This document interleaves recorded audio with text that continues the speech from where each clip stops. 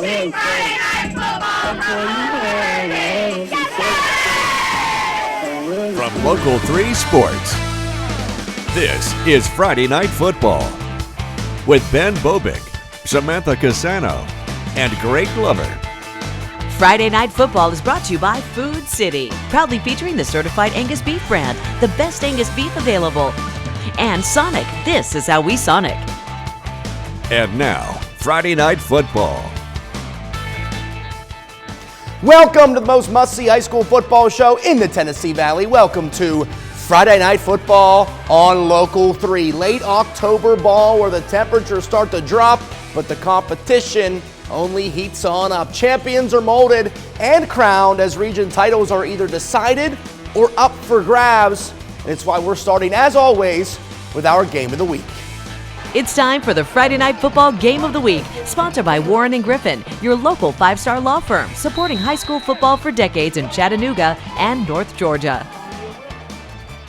Over the last few years, there have been few teams more consistent than East Hamilton and Red Bank. Both have been perennial playoff teams and both have hosted playoff games, but this season and last, they had to go through each other for a region championship. Sports reporter Samantha Cassano spent all evening on Hurricane Hill as she joins us live to break down another chapter in this new school rivalry. Samantha, how did it go? Hey Ben, earlier tonight I said how I thought people were more excited for this East Hamilton-Red Bank game than they were for Taylor Swift's album drop last night. Both of these teams were undefeated in region play heading into this game. Of course, that was going to change for one of these teams tonight. Red Bank was looking to be the anti-hero in this one and prevent the Canes from winning the region championship on their home turf. The Canes were trying to prove they're the masterminds of 4A Region 3. Canes hosting the Lions in the 4A Region 3 championship game. First quarter, Juan Bullard with the ball. Who else is going to open the scoring in this one? The running back turned QB keeps it to get his team on the board. Extra point is good, so East Ham leads 7-0. That's the score after 1 second quarter. Red Bank looks to tie things up. Jake Bruni sends a pass that's intercepted by the Canes. Logan Locke moves down the sideline for a nice gain. East Ham, however, doesn't score on the drive. But later in the half, Bruni again sends a pass, again picked off by the Canes. Kyrese Willis able to take it all the way to the house this time. East Ham up 14-0 at the half. Fourth quarter, Lions running out of time. Bruni connects with A.D. Crutcher.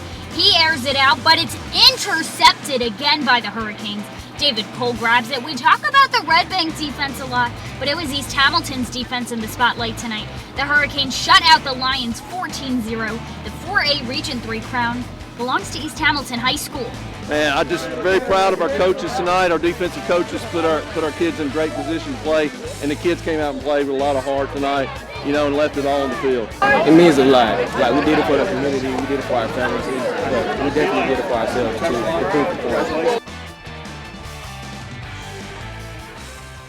Earlier this week, I asked the Hurricanes if they would have expected to be back in this region championship game after they lost their starting quarterback, Lake Clark, in the middle of the preseason. During week 1, their defensive coordinator, Gerald Jones, suffered a heart attack in the middle of their game tonight. He made his return to the sidelines. A very special night on many fronts for the East Hamilton Hurricanes. For now, live on Hurricane Hill, Samantha Cassano, Local 3 Sports. Great reporting there, Samantha. Indeed, region champs for the first time in a decade. Congrats to the Canes. The Dalton Catamounts have had quite the bounce-back season after they struggled in non-region play. Their 3 straight wins have them on top in 5A Region 7. But a foe all too familiar in the Calhoun Yellow Jackets awaited this Friday. And though these two annually meet up, this is the first time ever it's a region game. Calhoun bringing it around town, deep in their own end, and boy, does Cam Curtis see daylight. Hey, buddy, get out of the way, huh? Curtis turning on the Jets down the sideline. Can he go? Oh, great. I love the effort from the Catamounts. Never give up on the play. Never too much longer. It's Cade Williams polishing it off as the Yellow Jackets buzz out in front, 7-0. Dalton bodies the blow with a fabulous play call. Play action. Ethan Long rolls left, then throws back against the grain to Warner Ross, and Ross has the C on his chest for a reason. 56 yards to the crib. Just a perfect play call. And we're tied up at 7 apiece. Calhoun, though, flexing their muscles as a program, drives right back down as Williams powers in for his second score of the night.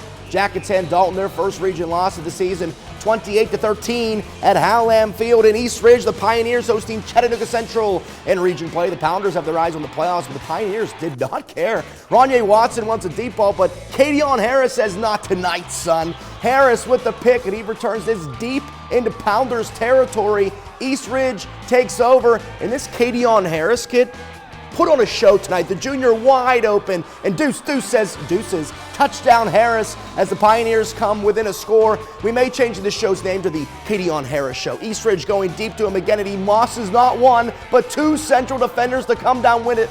This kid's an F-R-E-A-K. The slow-mo, man. Kadeon Harris had himself a night on homecoming. The Purple Pounders defense, though, says you needed to get in the end zone if you wanted points as they force a vital turnover before the half. It was not easy, but Chattanooga Central escapes with a 19-14 win over East Ridge, and Kadeon Harris, man, what a night. Now to David Stanton Field, where the CCS Chargers looking to stay hot in non-region play against Republic from Nashville. Chargers taking it to the air and deep early as Jordan Giles wants it all. And how about this member's bounce off the defender's helmet? And the concentration by Ethan McBride to stay with it too. Takes it in for the score. Let's slow it down. Let's wait for it. This one's in the air. It seems like forever. Doink. And right in the hands of McBride for a touchdown. CCS sticking to what's working as Giles finds a wide open Darrell Brown. And he just moseys on in for 6 as the Chargers extend their lead. Well, if it ain't broke, you don't fix it. Giles again looking to pass. It's Brown again who needs to work a bit harder for this touchdown, but he has no problem doing so. CCS wins their 8th game in a row in very nice fashion, 69-0, as they set up a showdown with Knox Webb next week for the region title. The first time to the scoreboard we go. This game's still ongoing. MBA and Baylor in a battle, so check back to local3news.com for the final in a few minutes. Monterey over Bledsoe County. Bradley Central over Ray County 30-10. Brainerd winners by 1 point over Ottawa. Cleveland over Giles County. And Copper Basin, boy, do they need a win. They get it 36-6. Polk County shuts out Lookout Valley. Marion County 33-7 over Signal. And McCauley 55-0 over West Toronto. Rockwood winners over McMinn Central. McMinn County 14-0 over Loudon. And Notre Dame 35-30, a region win over CAK. Here's your pick for the Friday Night Football Play of the Week, brought to you by Center for Sports Medicine. We keep players in the game. The results are in Whitfield, Tennessee. You have spoken. Quarterback Bennett McDougal stepping in for an injured Brandon Easterly with style. His third TD pass of the game to Colton Britton, whose silky smooth spin move put Lookout Valley in quite a whirlwind. Whitfield, stand up, winners of our Week 9 Play of the Week. And we understand this is a football show, but when something like this happens, we always show love. Shout out to the Cleveland girls volleyball team who won their first ever state title today, sweeping Collierville. It was a dominating fall for the Lady Blue Raiders, and they deserve the love no matter the show. More Friday Night Football after the break. Cheer on with Friday Night Football's Cheerleaders of the Week, sponsored by Wilderness at the Smokies, the Smokies' largest water park resort.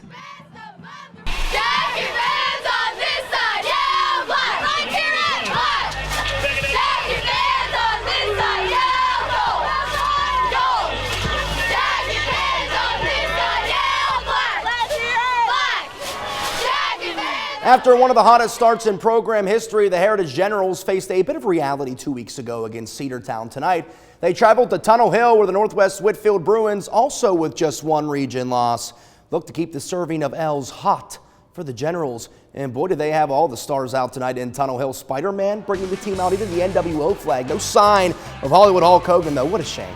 Heritage with the rock, and they won it all. They said, we ain't losing 2 in a row. Caden Slope, there it is. The Tyler Cheatwood, and my goodness, is he all by himself. Cheatwood crosses the goal line. Touchdown, Generals. Northwest time to respond. This Owen Brooker kid has been superb all season. Zips one in there, threading the needle. Austin Cooley comes out smelling like a rose as he takes it for the Bruins touchdown. And we got a ball game, baby. Heritage pounding the rock this time. Paxton McCrary scores with ease, but both teams needed to win, but it's Heritage who gets it 40-36 to improve to 7-1 on the season. A bit north at Ridgeland, the Panthers hosting Ringgold in region action. Ridgeland looking to pass, and that's, well, it's to the wrong team. Ty Gilbert with the pick for Ringgold. Tigers, they don't overthink it in the Heinz red zone. They give it to their horse, Peyton Williams, as he scores with ease. Some extracurriculars there, too. Nothing to write home about, but come on now. Let's have some sportsmanship. We're all friends here. Ridgeland, next possession. Oh no, that ball goes as far back as the end zone as the Tigers fall on it for 6. It's Trent Baldwin who gets his name in the paper and on this television show. Easy money for Ringgold tonight as they win 42-14 over Ridgeland. Boyd Buchanan up in Knoxville taking on Webb in a region showdown. We'll learn something about the Bucks in this one. The Spartans rule the roost in that region. Knox Webb with the ball. This dude has all day to throw. Throws across his body to wide open Shavar Young, and the Spartans are starting to pour it on Boyd. Up 28-0. Webb QB Charlie Robinson going to take it himself this time. And he's going to get behind his block. Where's he at? Here's Chucky. Robinson scores. Knox Webb takes down Boyd 42-7. Like we mentioned, them in CCS next week. Must-see football for the region title. Back to the scoreboards we go. Sale Creek, big winners tonight.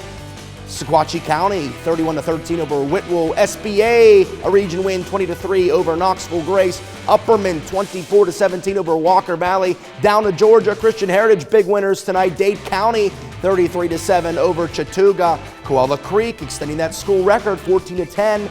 And Rockmart shuts out Gordon Central at Daresville. Gordon Lee giving them a fight 42-28 the final there. Fannin County 49-6 over Murray County. North Murray 35-28 over Model. Central 51-6 over Southeast Whitfield. When you play at a venue nicknamed Hurricane Hill, you have some expectations to live up to on Friday nights. Add in the stakes of a region title on the line, well, it just becomes the place to be. Just ask our Week 10 fan cam. See who's on the Friday Night Football Fan Cam, sponsored by Arby's. We have the meats.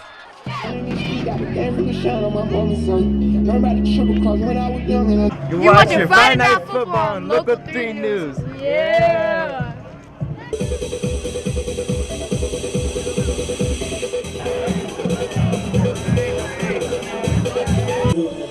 I'm shaking it booties like congos, man. I'm shaking the city like quake.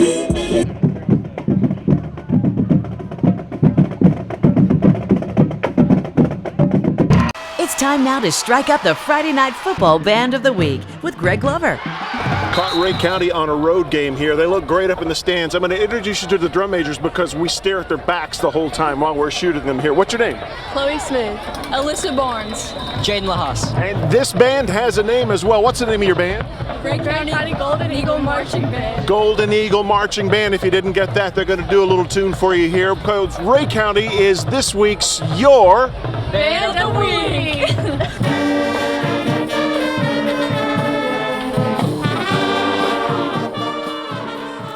For a lot of folks in this area, the Soddy Hixson rivalry used to really pack a punch. You wouldn't find a better game in the 4-2-3. But for the last 16 years, with a little 2-year break built in, the Trojans have owned the rivalry over the Wildcats. If last weekend taught us anything, the whole 16-year losing streak thing was meant to be broken. The Wildcats faithful fired up tonight. Not sure this crowd has it in them. Rips out down some goalposts, but you know what? You never know. Hixson wasting no time keeping the home crowd hyped. Brendan Burke double B's barrels in for the score as the Wildcats go on top 7-0.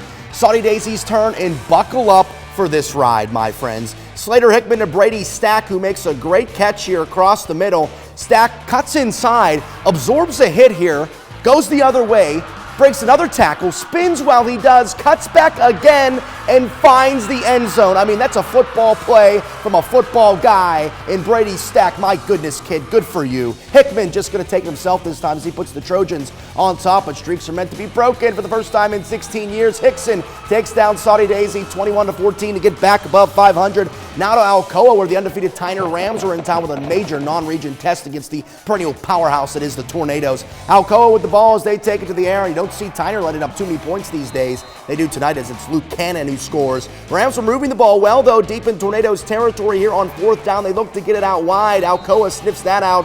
I thought they had a fumble. It wouldn't matter as they take over on downs. Just before the half, Alcoa trying for a deep shot. Almost got sacked, but it would be broken up. Tyner's given up 20 points all season long. They surrender 42 tonight as they suffer their first loss, 42-20 on the road. And have you ever been down to Lafette? You know all about this hot rod. Ramblers hosting LFO. Lafette up 6-0. They're looking to add to that lead as Dawson Pendergrass takes it to the air. LFO all over it as Ladarius Bunch picks it off, and the ref here rules him out of bounds. We reviewed the tape, but he didn't step out. But those refs are trained for this. You can't argue. Lafette punting this one away after recovering a fumble of their own. And you know what we say if we're showing you, You know what's happening. Gabe Helton houses it down the sideline. The cutback beats the punter, and the Warriors go on top 7-6 on a punt return for a TD. Ramblers unfazed. They eat the punch, drive right down the field, and it's Pendergrass on the QB sweep, and he follows his blocks to perfection as he puts Lafette back on top before the half. The Ramblers needed it, and they got it as they win 30-14 last night to snap their 6-game losing streak and get their first region win of the season. Back to the scoreboards one final time. Tryon winners. Athens winners over Fort Payne. North Jackson 60-7 over Kate Duncan Smith. Collinsville over North Sand Mountain. Pisgah winners over Section. Scottsboro winners over Crossville. One last scoreboard. Andrews winners tonight. Cherokee 28-21 over Hayesville, and Murphy 20-14 over Swain County. Well, all good things must come to an end, they say, and that means the end of the show. Also, the regular season next week. We'll see you then. In the meantime, have a lovely, lovely weekend, everybody. Friday Night Football is brought to you by Food City and Sonic Drive-Ins. We thank the Chattanooga area Arby's for feeding our Friday Night Football team. Arby's, we have the meats.